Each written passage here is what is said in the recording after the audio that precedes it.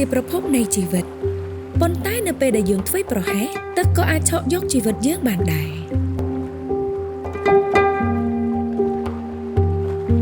មុនពេលកូនអ្នកចេះដើរចេះនិយាយទឹកអាចឆក់យកជីវិតពួកគេនៅក្នុងមួយប្រពេចភ្នែក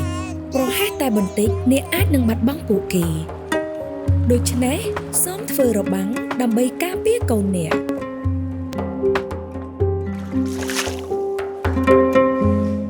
ពាងទឹកនៅក្បែរផ្ទះរបស់អ្នកក៏អាចជាកន្លែងឆក់យកជីវិតកុមារផងដែរប្រសិនបើអ្នកធ្វេសប្រហែសសូមគ្របពាងទឹកឲ្យជិតល្អគ្រប់ពេលវេលាហើយកុំទុកកុមារឲ្យនៅម្នាក់ឯងទោះជាទឹករាក់ត្រឹមជង្គង់ក៏អាចឆក់យកជីវិតកុមារបានដែរដូច្នេះសូមកុំទុកពួកគេចោលតែឯងទឹកអាចជាកន្លែងលេងកម្សាន្តរបស់កុមារប៉ុន្តែវាក៏អាចបង្កគ្រោះថ្នាក់ផងដែរឪពុកម្ដាយសហគមន៍ឬអាជ្ញាធរមូលដ្ឋានគួរសង់របងការពារនិងដាក់ផ្លាកសញ្ញា